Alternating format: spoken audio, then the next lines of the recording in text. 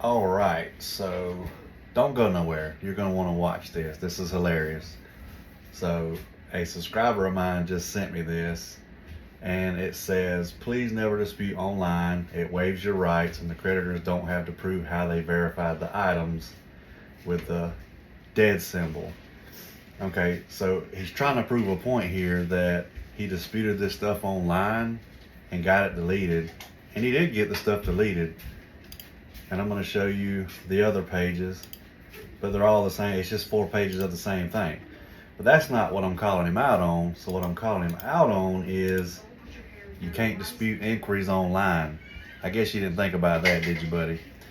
The only way you can dispute inquiries with Experian is over the phone, or guess what? Wait for it, wait for it. You write them a letter like I do. You cannot dispute inquiries online. This is BS. All 4 pages are the same exact thing. Don't fall for these scammers trying to trick y'all. If y'all have any questions, leave them in the comments. Hope y'all have a great night.